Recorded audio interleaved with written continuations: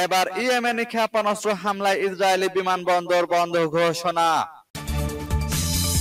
আরো বিস্তারিত জানিয়ে দিব। এদিকে শেষ মুহূর্ত পর্যন্ত ফিলিস্তিনিদের উপর বোমাবর্ষণ চালিয়ে যাচ্ছে ইসরায়েল। এদিকে শেষ মুহূর্ত পর্যন্ত ফিলিস্তিনিদের উপর বোমাবর্ষণ চালিয়ে যাচ্ছে ইসরায়েল।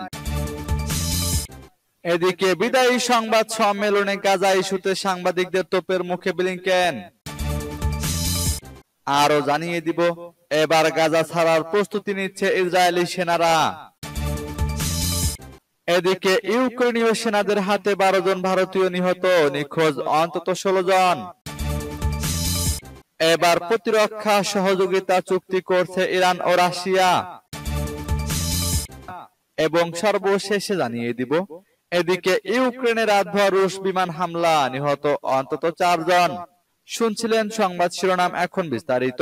তবে তার আগে অনুরোধ থাকবে এই ভিডিওতে একটি লাইক দিন এবং কমেন্টস করে জানিয়ে দিন আপনি কোন জেলা থেকে বা কোথায় থেকে আমাদের সাথে যুক্ত রয়েছেন। এবং সংবাদের সর্বশেষ গুরুত্বপূর্ণ আপডেট পেতে চ্যানেলটি সাবস্ক্রাইব করে আমাদের সঙ্গেই থাকুন। এবার ইয়েমেনে ক্ষেপণাস্ত্র হামলায় ইসরায়েলি বিমানবন্দর বন্ধ ঘোষণা।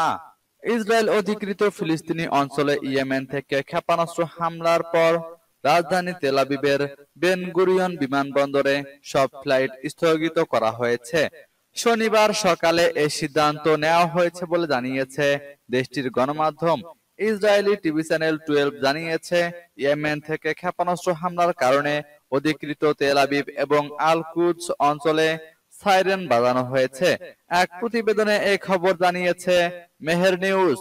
প্রতিবেদনে উল্লেখ করা হয়েছে, ইসরায়েলের সেনাবাহিনী স্বীকার করেছে যে ক্ষেপণাস্ত্রগুলো ইয়েমেন থেকে ছোড়া হয়েছে, আর এই হামলার ফলে অধিকৃত কেন্দ্রীয় অঞ্চলে আতঙ্ক ছড়িয়ে পড়েছে এবং মানুষজন আশ্রয় কেন্দ্রের দিকে পালানোর সময় বেশ কয়েকজন আহত হয়েছেন। এ অবস্থায় ইসরায়েলের নিরাপত্তা বাহিনী পরিস্থিতি নিয়ন্ত্রণে আনতে তৎপর হয়েছে এবং হামলার উৎস সম্পর্কে তদন্ত চালাচ্ছে।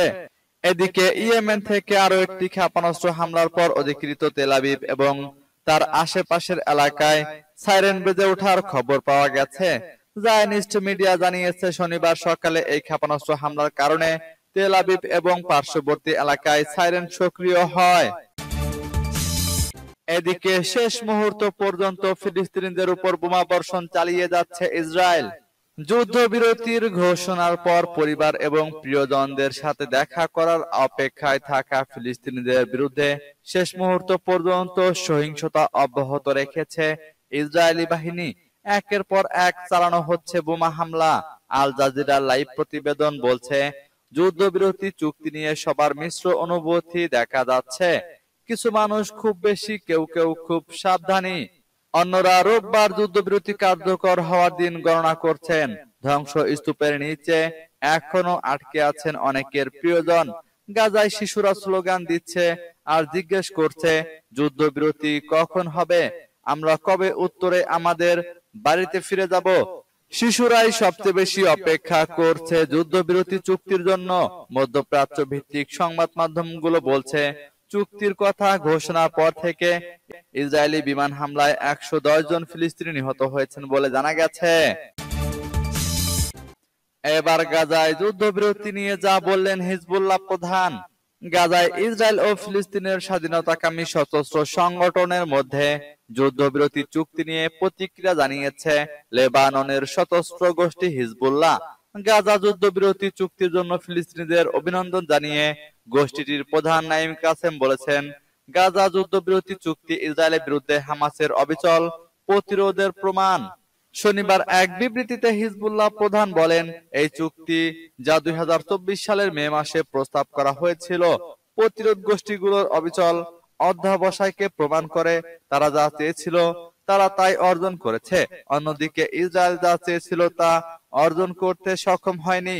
যুক্তরাষ্ট্র ও কাতারের মধ্যস্থতায় টানা 15 মাসের সংঘাতের পর বুধবার গাজায় দ্বিতীয় যুদ্ধবিরতি চুক্তিতে একমত হয় ইসরায়েল ও ফিলিস্তিনি প্রতিরোধ আন্দোলন হামাস। চুক্তি অনুযায়ী রোববার যুদ্ধবিরতি কার্যকর হবে। যুদ্ধবিরতির অন্যতম মধ্যস্থতাকারী দেশ কাতার জানিয়েছে, গাজার স্থানীয় সময় সকাল 8:30 থেকে এটি কার্যকর হবে।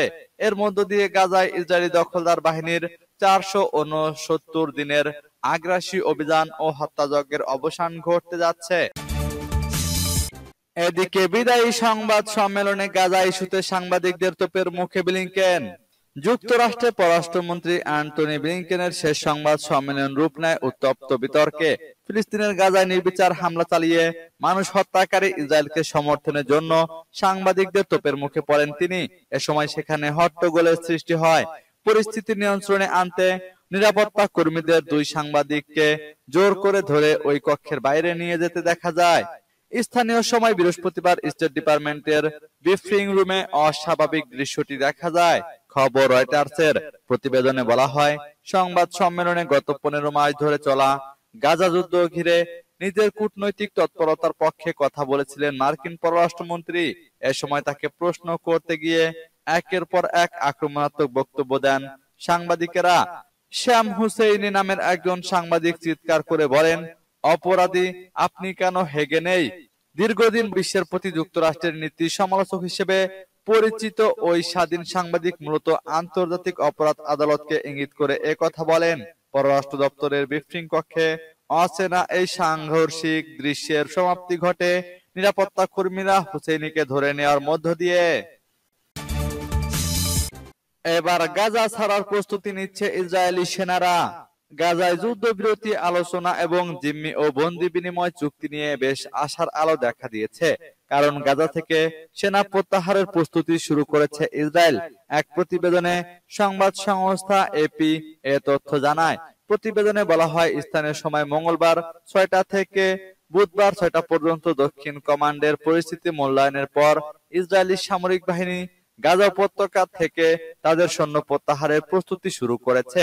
লেবাননের সংবাদ মাধ্যম আল মায়াদিন জানিয়েছে, গাজায় যুদ্ধবিরতি এবং ফিলিস্তিনি স্বাধীনতাকামী গোষ্ঠী হামাস ও ইসরায়েলের মধ্যে জিম্মি ও বন্দি বিনিময় চুক্তি নিয়ে আলোচনা শেষ পর্যায়ে রয়েছে বলে মঙ্গলবার ঘোষণা করেছে কাতার। নাম প্রকাশে অনিচ্ছুক ফিলিস্তিনি কর্মকর্তা জানিয়েছেন যে স্থানীয় সময় সোমবার হামাস ও ইসরায়েলের কর্মকর্তারা আলোচনা করেছেন। চুক্তির কিছু সম্ভাব্য বিবরণ প্রকাশ করে এই ফিলিস্তিনি কর্মকর্তা বলেন, বন্দি বিনিময় বিষয়ে দ্বিমত থাকায় যুদ্ধবিরতির সিদ্ধান্ত নিতে সময় লেগেছে। এদিকে ইউক্রেনীয় সেনাদের হাতে 12 জন ভারতীয় নিহত, নিখোঁজ অন্তত 16 জন। রাশিয়ার হয়ে যুদ্ধ করতে গিয়ে ইউক্রেনীয় সেনাদের হাতে 12 জন ভারতীয় প্রাণ হারিয়েছেন। এছাড়া নিখোঁজ আছেন আরো 16 জন। ভারতীয় পররাষ্ট্র মন্ত্রণালয় শুক্রবার এ তথ্য জানিয়েছে। তারা বলেছে, মোট 126 জন ভারতীয় ইউক্রেনের বিরুদ্ধে রাশিয়ায় সেনাবাহিনীতে যোগ দিয়েছিল। এ সপ্তাহের শুরুতে ভারত জানায় তাদের নাগরিকদের যুদ্ধ করার বিষয়টি রাশিয়ার সরকারের কাছে উত্থাপন করা হয়েছে। গত 14 জানুয়ারি কেরালার এক যুবক যুদ্ধের সম্মুখ যুদ্ধে নিহত হওয়ার খবর আসে। এরপর থেকে বিষয়টি নিয়ে তৎপর হয় নয়াদিল্লি। ভারতীয় পররাষ্ট্র মন্ত্রণালয়ের মুখপাত্র রণধীর জয়সওয়াল জানান, এখনো যারা সেনাবাহিনীর হয়ে যুদ্ধ করছেন তাদের ফিরিয়ে দিতে রাশিয়ার সঙ্গে আলোচনা চলছে। তিনি বলেন, আজ পর্যন্ত আমরা রাশিয়ার সেনাবাহিনীতে 126 জন ভারতীয়র কাজ করার ব্যাপারে অবগত হয়েছি। তাদের মধ্যে 96 জন ইতোমধ্যে দেশে ফিরে এসেছেন। তাদের রাশিয়ার সশস্ত্র বাহিনী থেকে ছেড়ে দেওয়া হয়েছে। তবে 18 জন ভারতীয় এখনো যুদ্ধ করছেন। তাদের মধ্যে 16 জনের কোনো খোঁজ নেই বলে জানিয়েছে রাশিয়া। অপরদিকে 12 ভারতীয় যুদ্ধে নিহত হয়েছেন। এবার প্রতিরক্ষা সহযোগিতা চুক্তি করছে ইরান ও রাশিয়া। ইরানের প্রেসিডেন্ট মাসুদ পেজেশকিয়ান শুক্রবার মস্কো সফর শুরু করেছেন। তার এ সফরে তিনি রুশ প্রেসিডেন্ট ভ্লাদিমির পুতিনের সঙ্গে বৈঠক করবেন। এছাড়া দুই নেতা ইরান ও রাশিয়ার মধ্যে কৌশলগত অংশীদারিত্ব চুক্তি সই করবেন। তাদের এ চুক্তির মধ্যে থাকছে আরো ঘনিষ্ঠ প্রতিরক্ষা সহযোগিতার বিষয়টি। রাশিয়া ও ইরানের মধ্যে এ ধরনের চুক্তি পশ্চিমাদের উদ্বেগের কারণ হতে পারে। গত জুলাই মাসে ইরানের প্রেসিডেন্ট পদে জয়ী হওয়ার পর পেজেশকিয়ানের এটাই প্রথম ক্রেমলিন সফর।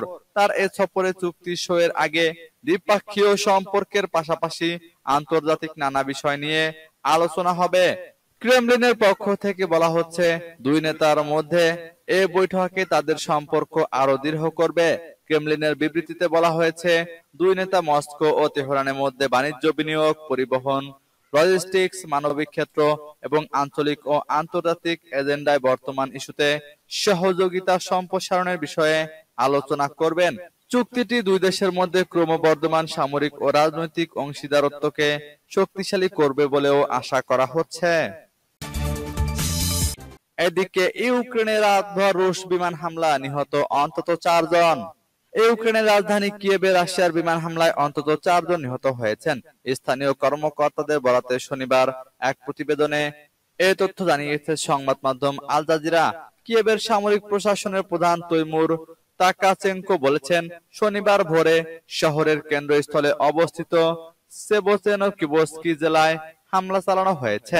মেয়র ভিতালি ক্লিচকো শনিবার সকালে সামাজিক যোগাযোগ মাধ্যম টেলিগ্রামে জানিয়েছেন, রুশ হামলায় সেভচেনোকিভস্কি জেলার ভবনগুলোর দরজা জানালা ভেঙে পড়েছে। একটি মেট্রো স্টেশনেও হামলা চালানো হয়েছে। এছাড়া একটি অনাবাসিক ভবনে আগুন জ্বলতে দেখা গেছে। তবে রাশিয়ার হামলার লক্ষ্যবস্তু কি ছিল তা পরিষ্কার নয়। ক্লিচকো আরো জানান, রাজধানী কিয়েভ জুড়ে বিমান প্রতিরক্ষা ব্যবস্থা কাজ করছে। চলতি মাসে এ নিয়ে দ্বিতীয়বারের মতো কিয়েভে বড় ধরনের হামলার ঘটনা ঘটল। এর আগে নতুন বছরের শুরুর দিকে কিয়েভে রাশিয়ার হামলায় 2 জন নিহত হয়।